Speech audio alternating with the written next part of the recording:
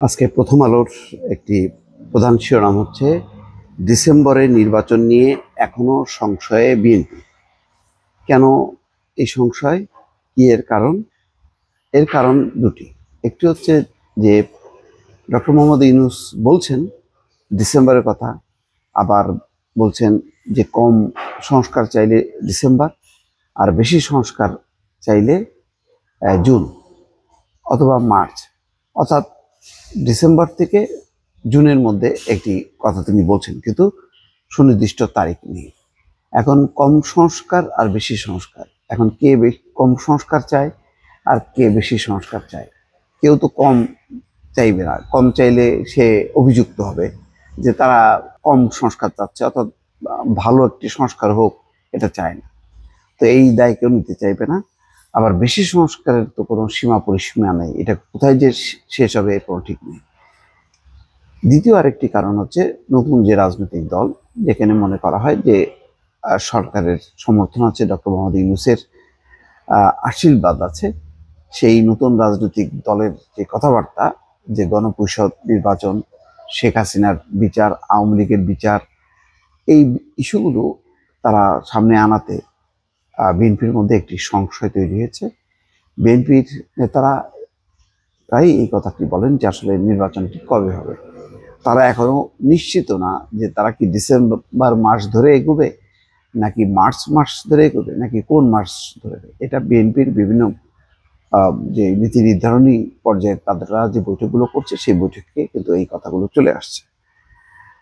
এখন যদিও বলা হচ্ছে যে, এখানে বলা হচ্ছে যে দলটির নীতি নির্ধারণী নেতারা মনে করেন চলতি বছরের সংসদ নির্বাচন অনুষ্ঠান নিয়ে এখনো ষড়যন্ত্র চলছে। খোদ সরকারের ভেতর থেকেই নির্বাচন বিলম্বিত করার চেষ্টা আছে নানাভাবে।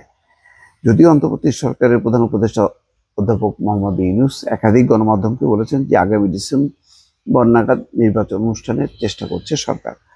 নির্বাচন কমিশনের সেভাবে প্রস্তুতি নেওয়ার কথা জানিয়েছে। তবুও ডিসেম্বরের নির্বাচন নিয়ে ষড়যন্ত্র দেখছেন বিএনপি নেতারা।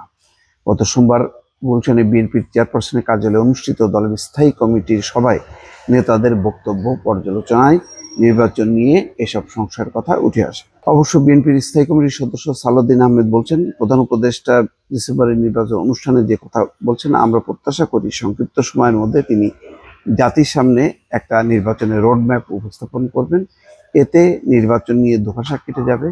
নির্বাচনের রোডম্যাপ দিলে ব্যবসা বাণিজ্য অনিশ্চয়তা কেটে যাবে, সর্বক্ষেত্রে একটা স্বস্তি ফিরে আসবে।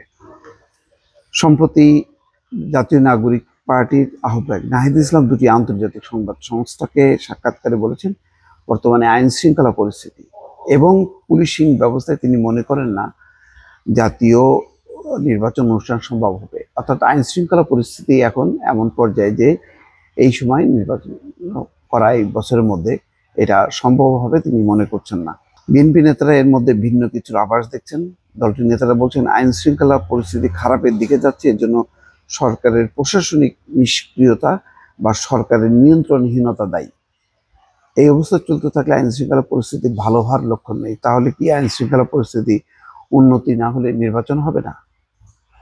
এবং দিনকে দিন যত যাবে তত বেশি সরকারের মধ্যে একটা দোদুল্যমনতা, অস্থায়ী সরকার কতদিন থাকবে কি থাকবে না, ফলে প্রশাসন পুলিশ কথা শুনতে চাইবে না। তাহলে নির্বাচনটা কবে হবে? এই কথাবার্তার মধ্যে নির্বাচন পেছানোর একটি আলামত দেখছে বিএনপি। দ্রুত নির্বাচন অনুষ্ঠানের জন্য বিএনপি নেতারা শুরু থেকে সরকারের উপর চাপ তৈরি করে আসছেন। অন্যদিকে সরকার সংবিধান, নির্বাচন কমিশন, জনপ্রশাসন সহ বিভিন্ন বিষয়ে সংস্কার নিয়ে জাতীয় ঐক্যমত্য কমিশনের মাধ্যমে এগোচ্ছে। ইতিমধ্যে রাজনৈতিক দলগুলোর সঙ্গে কমিশনের প্রাথমিক আলোচনা হয়েছে। দলগুলোকে চিঠি দিয়ে সংস্কার বিষয়ে ছক পাঠিয়ে তাদের মতামত জানতে চাওয়া হয়েছে। আজ 13ই মার্চ বৃহস্পতিবার মতামত পাঠানোর শেষ দিন। বিএনপি আজ মতামত দিচ্ছে না কেন? জাতীয় ঐক্যমত্য কমিশনে পাঠানো ছকে টিক চিহ্ন দিয়ে বিএনপি এখনই মতামত পাঠাচ্ছে না। তারা সংস্কার কমিশনগুলোর সুপারিশের আলোকে বিস্তারিত প্রতিবেদন তৈরি করে দলীয় মতামত জানাবে। এজন্য তারা কমিশনের কাছে সময় চেয়েছে। এই বিষয়ে সালাউদ্দিন আহমেদ বলছেন, শুধু ছকে টিক চিহ্ন দিয়ে মতামত জানাতে গেলে বিভ্রান্তি সৃষ্টির সম্ভাবনা আছে, তাই আমরা ছকের পাশাপাশি বিস্তারিত প্রতিবেদন তৈরি করে মতামত জানাবো। জাতীয় ঐক্য কমিশনের সংলাপ নিয়েও বিএনপিতে প্রশ্ন আছে। সংলাপ কাদের সঙ্গে হবে, শুধু নিবন্ধিত দল নাকি অনিবন্ধিত দলেরও হবে? অনিবন্ধিত দলগুলোর সঙ্গে হলে জামাত এবং তরুণদের জাতীয় দল নাগরিক পার্টির সংলাপে আমন্ত্রণ পাওয়ার কথা নয়। বিএনপি নেতাদের কেউ কেউ মনে করেন বিষয়টি স্পষ্ট হওয়া দরকার, কারণ অনিবন্ধিত দলের সঙ্গে সংলাপ হলে আরো অনেক দলকে আমন্ত্রণ জানাতে হয়। তো সব মিলে একটা মানে পরিস্থিতি বেশ জটিলই মনে হচ্ছে। নির্বাচন নিয়ে যেই পরিস্থিতি, এটা সরকারকেই আসলে সমাধান করতে হবে। একদম সুনির্দিষ্টভাবে রোডম্যাপ দিয়ে যদি না এগোয়, তাহলে এক ধরনের অনিশ্চয়তা ভর করবে এবং সেই মানে গুজবের যে ডালপালা, সেই ডালপালা কিন্তু মানে দেশে বিদেশে ছড়াবে। ইতিমধ্যে অনেক গুজব যে কি হচ্ছে ক্যান্টনমেন্টে, মানে সেনাবাহিনী হস্তক্ষেপ করবে কিনা, মিলিটারি শাসন আসবে কিনা, সরকার টিকবে কিনা, এগুলি সবই হচ্ছে ওই নির্বাচনকে ঘিরে যে অনিশ্চয়তা, সেই কারণে। সুতরাং নির্বাচনের একটি সুনির্দিষ্ট পথ নির্দেশিকা এখন সামনে আনা জরুরি বা ঘোষণা করা দরকার সরকারের তরফ থেকে, তাহলে সমস্ত কুয়াশার মেঘ কেটে যাবে। দর্শক, ভালো থাকবেন। আল্লাহ হাফেজ।